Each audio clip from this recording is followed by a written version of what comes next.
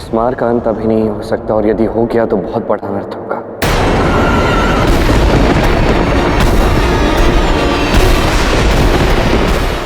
रुक जाइए महादेव।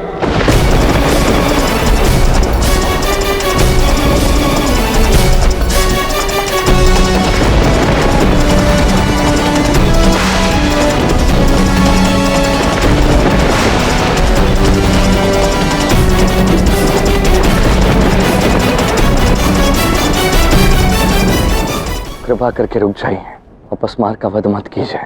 आराध्य, इसने आपको देवी राधा से और मुझे पार्वती की स्मृतियों से दूर किया है, उन्हें पीड़ा पहुंचाई है। इसका वध मैं करके रहूंगा।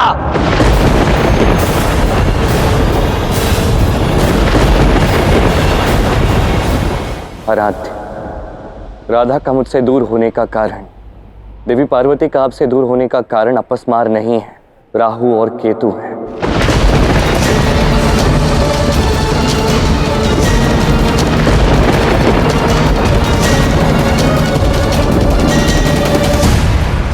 पर इसका तात्पर्य यह है कि मैं और राधा कभी भी साथ नहीं हो पाएंगे। आराध्य,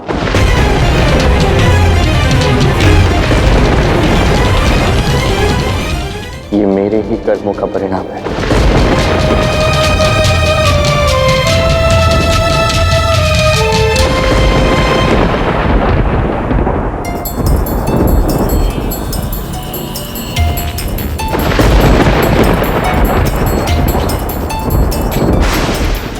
पता नहीं क्यों किंतु मेरा मन अत्यंत अशांत है। ऐसा प्रतीत हो रहा है जैसे ये आंधी कोई ऐसी बात का संकेत दे रही है जो मुझसे और कृष्ण से जुड़ी हो। राधा, मैं तुम्हारे मन की भावना समझ सकती हूँ, क्योंकि मुझे भी ऐसा लग रहा है कि जो कुछ भी हो रहा है उसका संबंध कहीं ना कहीं महादेव से भी है।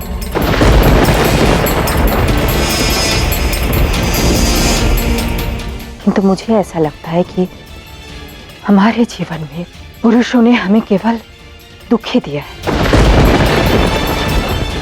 तो क्यों ना हम ऐसे संसार की रचना करने का प्रयास करें जहां हम कदापि दुखी ना हो।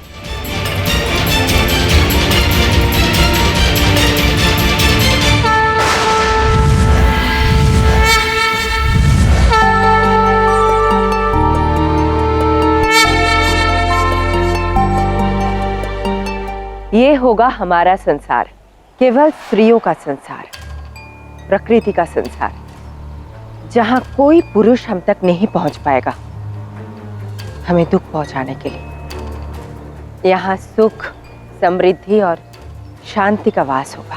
सत्य कहा आपने देवी पार्वती। हमें यहाँ आए हुए कुछ क्षण भी नहीं हुए, किंतु मुझे अभी से ही शांति और प्रसन्नता का आभास हो रहा है। हमारा ये नया संसार अत्यंत सुंदर और मनमोहक है, और हमारे इस नए संसार के शुभ आरंभ के लिए हम सब साथ में मिलकर नवरात्रि का उत्सव मनाएंगे। द्वारका में पुरुषों ने तो हमें वचन दिया था कि इस बार नवरात्रि की पूजा वो करेंगे, किंतु वो तो हमें ढूंढ भी नहीं पा रहे। इसलिए अब हम स्वयं ही पूजा आरंभ करते हैं। इस नवरात्रि हम स्त्री की शक्ति की पूजा करेंगे।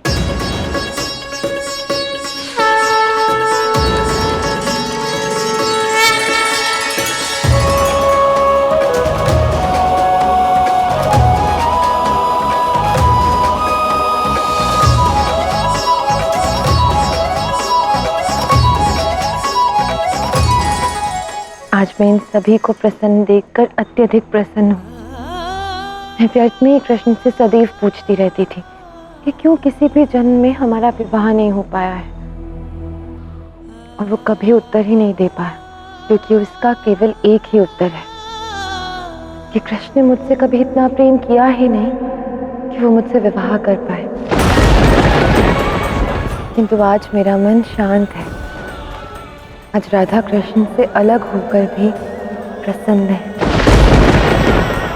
हमारा यह संबंध,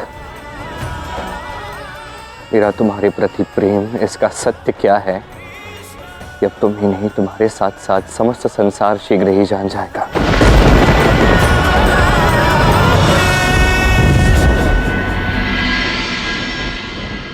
सदैव अंत कर दीजिए इस दुष्ट अपस्मार का। नहीं देवराज इंद्र, ये उचित नहीं है। आराध्य, मैं आपसे विनती करता हूं, कृपा करके अपस्मार का वध मत कीजिए।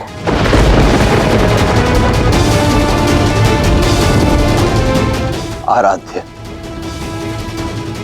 इस समय मेरे लिए अपस्मार का जीवन या उसकी मृत्यु कोई महत्व नहीं रखते, कोई अर्थ नहीं रखते। इस समय तो आपका ये भक्त आपसे केवल इस प्रश्न का उत्तर ही जानना चाहता है कि आपने ऐसा क्यों कहा कि इस जीवन में आप और देवी राधा एक नहीं हो सकते, कि ये आपके कर्म फल का परिणाम। ठीक है, मैं आपके प्रश्न का उत्तर देता हूं आराध्य। मेरा और राधा का ये प्रेम संबंध ये जन्मों जन्मांतर का है, आनंद से चल रहा है, आनंद तक ये चलेगा। तब भी हम एक दूसरे से विवाह करने में असक्षम है आराध्य, और इसका संबंध राहु और केतु से है।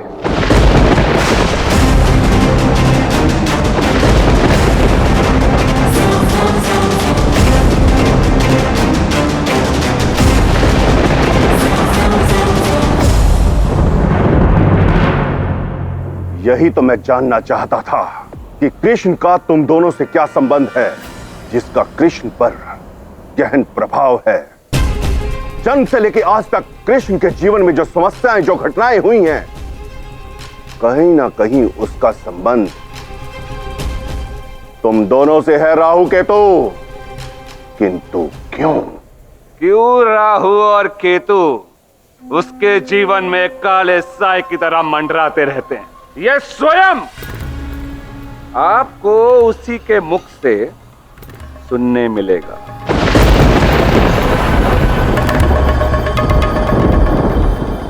खाना राहु और केतु का क्या संबंध है तुमसे और राधा से? अत्यंत गहन संबंध है था। और आप स्वयं साक्षी हैं उस कथा के जिस कारण से मेरा और राधा का विवाह नहीं हो सकता। अब बस अपने नेत्र बंद कीजिए, स्वयं में झांकिए और मंथन कीजिए।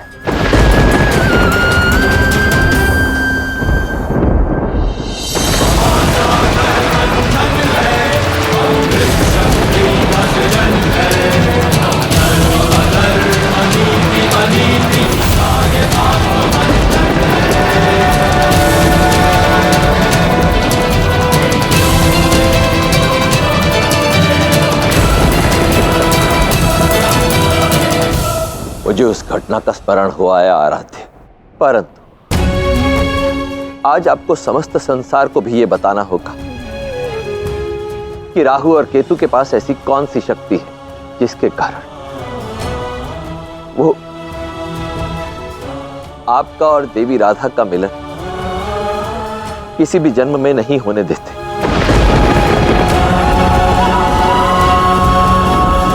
ये कथा कई मनवंतर पुरानी है, इतनी पुरानी कि जो इस कथा का भाग है, जो इस कथा में सम्मिलित हैं, वे सब कुछ भूल चुके हैं। ये कथा तब आरंभ होती है जब ऋषि दुर्वासा देवराज इंद्र के लिए उपहार लेकर आते हैं। ऋषि दुर्वासा सभी देवताओं की विजय की कामना करते हुए उन्होंने देवराज इंद्र को एक पारिजात के पुष्पों की माला वरदान के रूप में प्रदान की, और देवराज इंद्र की एक छोटी सी भूल, उस भूल के कारण वो वरदान समस्त देवताओं के लिए श्राप बन गया। कैसी भूल खाना? ऋषि दुर्वासा ने जो पारिजात के पुष्पों की माला देवराज इंद्र को प्रदान की थी, वो माला देवराज इंद्र ने ऐरावत के मस्तिष्क पर सुशोभित कर दी, किंतु उन पुष्पों की सुगंध इतनी तीव्र थी कि ऐरावत विचलित हो गया, और उस कारण से ये माला वो उसके पैरों में गिर गई। और अपने इस वरदान रूपी माला का अपमान होते हुए देख ऋषि दुर्वासा का क्रोध अपनी सीमा लांघ गया। उन्होंने समस्त देवताओं को श्राप दिया कि वो सभी श्रीहीन हो जाए। हाँ, मुझे वो गाथा स्मरण किस प्रकार मैंने बिना किसी बुरे आशय के ऋषि दुर्वासा का अपमान किया था, जिस कारण हम देवासुर संग्राम हार गए थे। हे श्री कृष्ण, महादेव, मुझे मेरी उस भूल के लिए क्षमा कर दीजिए।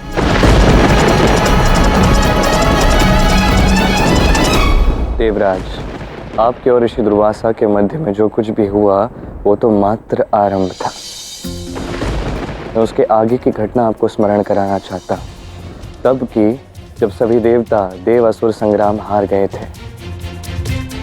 तब जो हुआ था वो आपको ज्ञात होना चाहिए। जब ज्ञात होगा तो उसके पश्चात आपको क्षमा मांगने की आवश्यकता नहीं पड़ेगी। तो उसके पश्चात क्या हुआ ये तो बताओ कान। उसके पश्चात सभी देवतागण मेरे पास वैकुंठ में आए। हे प्रभु श्री हरिनारायण, अब केवल आप ही हमारी सहायता कर सकते हैं। असुरों ने हमें पराजित कर स्वर्ग से निकाल दिया है। ऋषि दुर्वासा का श्राप फलित होने लगा है प्रभु। सभी देवता श्रीहीन हो गए।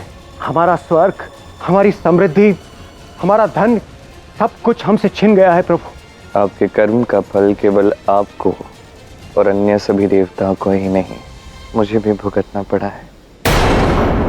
मेरी लक्ष्मी, मेरी श्री मुझे छोड़कर चली गई है देवराज इंद्र। हे प्रभु, मेरे पाप का प्रायश्चित करने का मुझे केवल एक अवसर प्रदान कीजिए प्रभु। कोई तो मार्ग होगा जिससे देवी लक्ष्मी पुनः पुनः वैकुंठ लौट सके। आपकी पीड़ा दूर करने का और सभी देवताओं को ऋषि दुर्वासा के श्राप से मुक्त कराने का कोई तो मार्ग होगा ना प्रभु। यदि आपको सत्य में प्रायश्चित करना है देवराज इंद्र, तो सर्वप्रथम जाके असुरों से क्षमा मांगिए। क्षमा और असुरों से? ये आप क्या कह रहे हैं प्रभु? स्वयं को देखिए इंद्रदेव, अब आप देवराज नहीं रहे, क्योंकि आप असुरों से हार गए हैं। अपना स्वर्ग, संपत्ति, सब कुछ असुरों को हार गए हैं, किंतु फिर भी वो अहंकार अब भी आपके मन में है, और इसीलिए आप असुरों से क्षमा मांगना स्वयं का अपमान समझ रहे हैं। ये अहंकार हमें उचित मार्ग से भ्रमित करता है। आपने युगों से असुरों को देवताओं से तुच्छ समझा है, और इसलिए उन्होंने ये युद्ध किया अपना सम्मान पाने के लिए। आप उचित कह रहे हैं प्रभु, मुझे क्षमा कर दीजिए। इस बार मैं अपने अहंकार को विजयी नहीं होने दूंगा। मैं अभी और इसी क्षण जाऊंगा और असुर गुरु शुक्राचार्य से क्षमा याचना करूंगा। आपको इंद्र की क्षमा याचना स्मरण तो होगी ना आचार्य, और ये भी कि हमारा अस्तित्व हमेशा राहु और केतु का नहीं था। राहु और केतु दो अलग अलग प्राणी नहीं थे आचार्य, अपितु वो एक ही थे। हम स्वर भानु के रूप में जन्मे थे। वो स्वर भानु जो आपको सारे असुरों में अत्यधिक प्रिय था आचार्य।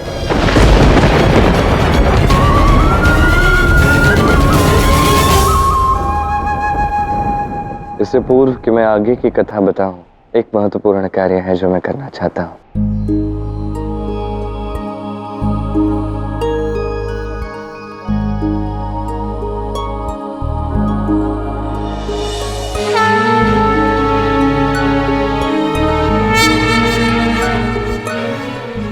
ये दिया क्यों जला रहे हो काना?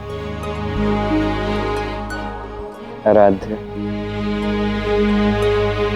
देवी राधा, पार्वती और अन्य सभी स्त्रियां नवरात्रि की पूजा आरंभ करने जा रही हैं, इसीलिए आराध्य ने यह दिया जलाया है।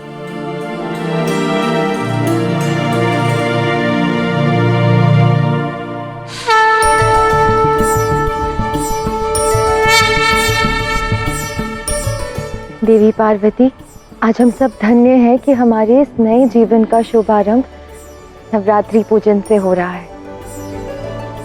आज हम सब मिलकर शक्ति के 9 रूपों का आवाहन करना चाहते हैं और आप तो स्वयं ही शक्ति हैं देवी, इसलिए हम सब आपकी पूजा करना चाहते हैं। आइए स्थान ग्रहण कीजिए।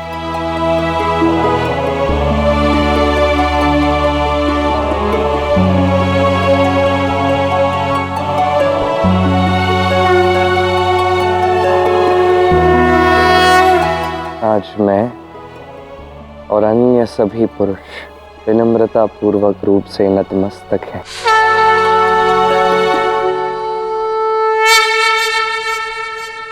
उस प्रकृति की शक्ति की ओर और उन सभी देवियों की ओर जो अपनी शक्ति से हमें समर्थ बनाती हैं।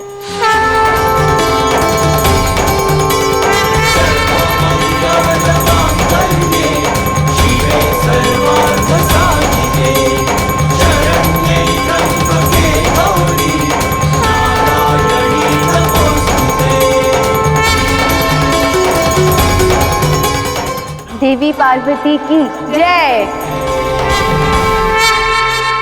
अब मैं आप सभी को आगे की कथा सुना सकता हूं। जब देवराज इंद्र क्षमा मांगने के लिए असुरों के पास गए तब स्वर्ग में प्रवेश करने के पूर्व मैं चाहता हूं कि सभी देवता एक बार प्रभु श्री हरि नारायण के कहे शब्दों को स्मरण कर लें। हमें अपने अहंकार को भूलकर विनम्रता पूर्वक सभी असुरों से क्षमा याचना करनी होगी और केवल तभी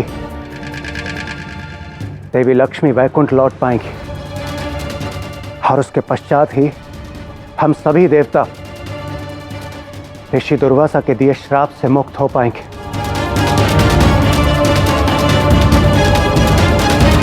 सभी देवगण अपना मार्ग भूल गए हैं। युद्ध में जीत असुरों की हुई है और ये देवताओं का स्वर्गलोक असुरों का है।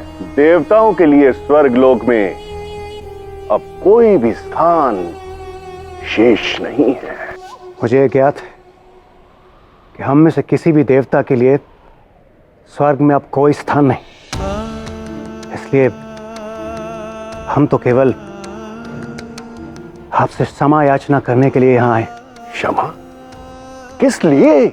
हम देवतागण सदैव यही सोचते रहे कि हम असुरों से उच्च हैं, श्रेष्ठ हैं। हमारा व्यवहार भी असुरों के प्रति अनुचित रहा है, इसलिए हमें क्षमा कर दीजिए। अरे एक क्षण देखो तो, सभी देवताओं का घमंड चूर चूर हो गया है।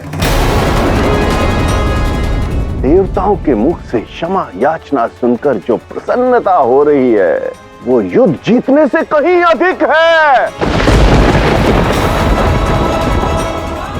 असुर गुरु, क्या इसका अर्थ यह है कि आपने हमारी क्षमा याचना स्वीकार कर ली? इतनी भी क्या शीघ्रता है इंद्रदेव।